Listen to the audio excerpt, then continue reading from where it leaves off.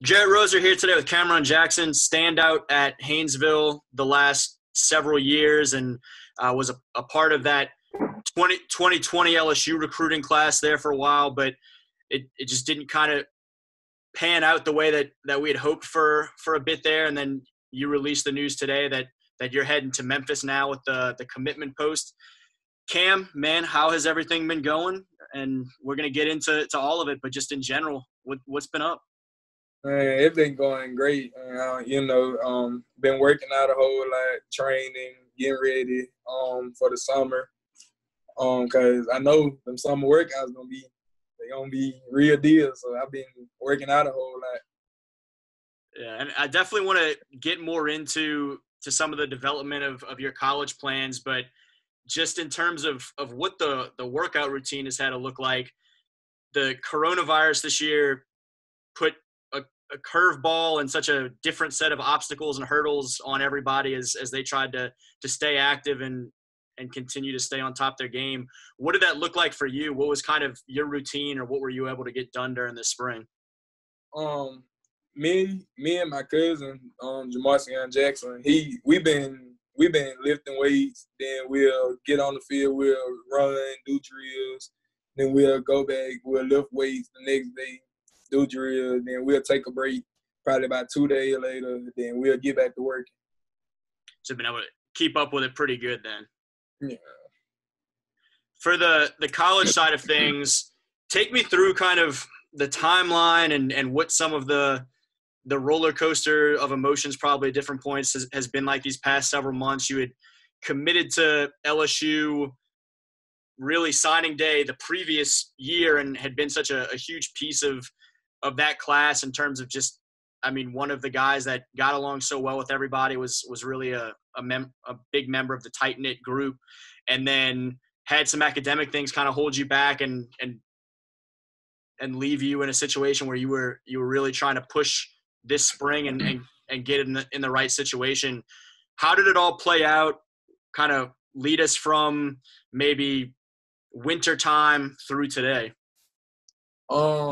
Man, when I had first committed, I mean, I was young. I was like a sophomore, junior when I had committed. So, I mean, with me, like, I was like, okay, I'm committing to LSU. And it was a dream school. So I was like, okay, I'm committing to LSU. I know I got to stay on my grades. But at the same time, I'm gonna keep it real. I mean, I played around in class a whole lot, and me, I was trying to like get stuff done towards the end, and I like towards my senior year, I was like, I can't be doing it. I got to go in the classroom and work and get it like when school first start. So when the end of the year come, my grades, it'll be where I need them. So, I can get eligible and be a qualifier and go ahead and sign. How did this spring end up for you with everything? The spring, I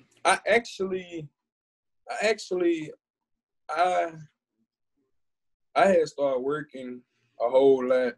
Before we had got out of school, I was eligible. My grades was right. And when we had got, the virus, it had messed everything up. So I was basically doing work on the computer a whole lot, trying to keep my grades up and stuff. And I actually came out with the honor roll in the final, and I became a qualifier, and I was eligible. And the NCAA had let me know that I was eligible and I was a qualifier. That's awesome. Yes, so how did things develop then to make the decision to go to Memphis? Kind of what was that thought process for you and the family? And then how did Memphis kind of come into play and become the place where you were going to be? Me, my mom, all of us, we talked about it a whole lot. We waited a couple of days, because I just ain't want to go like just right off the bat. when they had called me, because I was like, okay, like if I go right out the bat, this might not be the place for me. And I was like, okay, we gonna take our time, you know, look some stuff up on the internet, you know, all that. And I felt like Memphis was the best place for me and my family. And I was like, this is where I'm gonna go. I want to ask you a lot more certainly about the fit and what kind of stands out about that program. But before we get too far away from the academic piece, for young guys that don't take it as seriously as early as maybe they should, considering the amount that you had to bust your tail the last year to get to where you are today, what's kind of your message to the freshmen and sophomores that aren't hearing coaches tell them how serious that part of it is? Man, it all matters your freshman year. Like I wish I would have did what I had to do my freshman year. Me, no, I want to be a class clown my freshman year. Like I want to be the one that make everyone laugh. And it came back and hunted me around my junior year. Like, so man, I'm telling you, freshman, sophomore, y'all incoming freshman, sophomore, man, go in class, get your work done. Don't be a class clown, like, because eventually, college is gonna start coming for y'all too, and like the grades gonna matter. Like, stay on your grades, stay in the books, and like, just if you need help, don't be scared to ask for help. Like, there was another thing that was wrong with me. I was scared to ask for help. So I used to think me asking for help, like I used to think, people gonna talk about me, they gonna say this. But I had to realize, like, you gotta ask for help. Like, if you don't ask, you'll never get the answer. Yeah, it's tough sometimes from a pride standpoint to realize the teachers and the tutors are there for a reason, and ultimately you got to take advantage of those resources. Yes, sir. When you look at young Cam, freshman year at Haynesville to now finishing up, heading off to college, how much have you seen yourself develop as not only a football player but a young man, and the growth the past few years? Man, the young Cam freshman year, he played a lot. He played a lot. I think around his sophomore year, he started maturing, he started growing.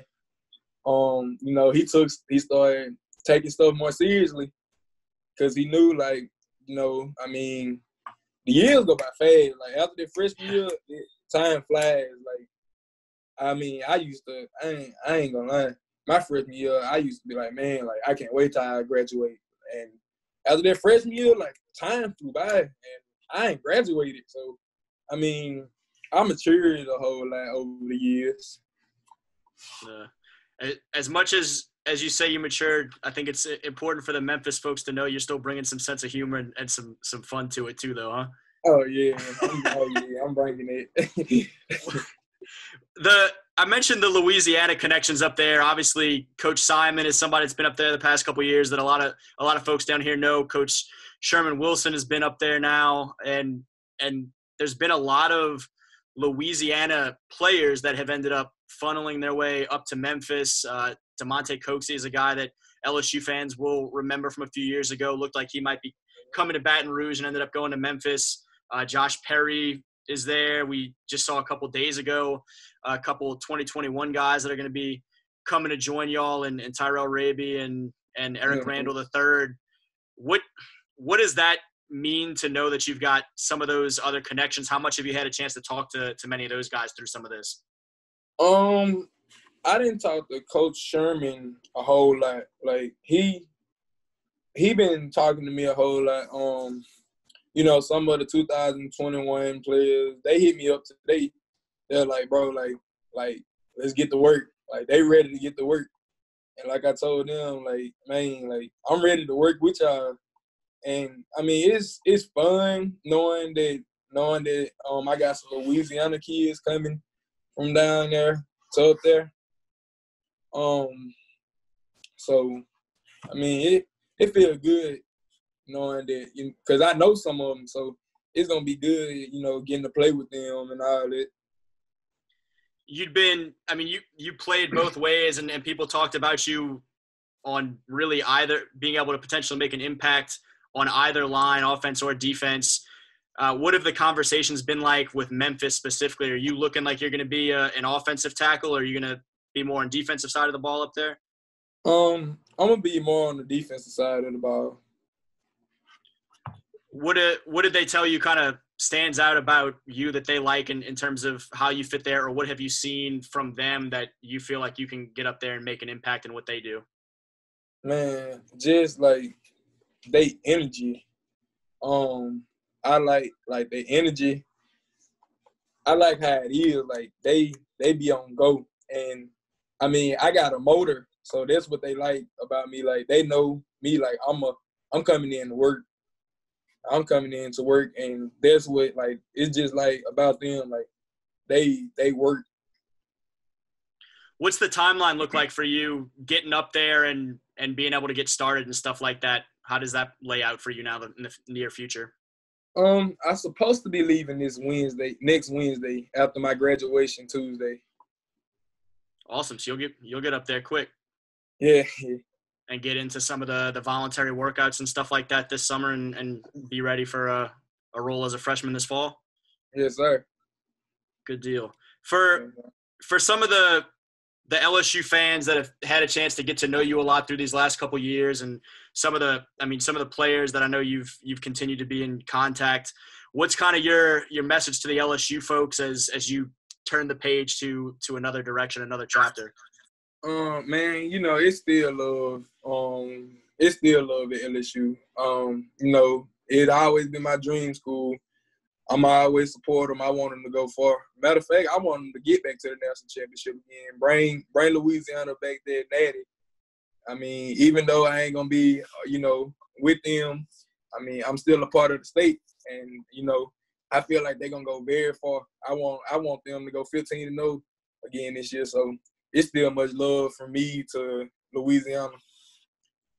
Even with some of the guys that they had head to the NFL from this past year, you feel pretty good about them staying among the most competitive teams at a national level moving forward?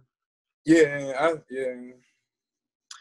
And for the Memphis fans that are, you know, they're just now starting to reach out and figure out, all right, like, who's this guy from Louisiana, the next Louisiana guy coming to join us?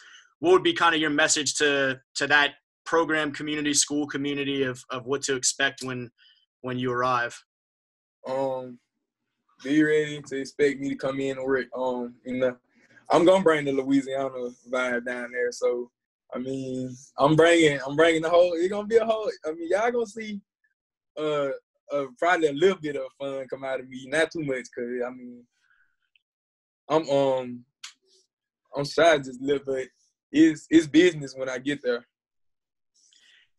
When you mentioned the Louisiana dynamic, when I talk to guys that are getting ready to go to colleges out of state, it seems like the Louisiana vibe or the Louisiana swagger is something that everybody quickly mentions.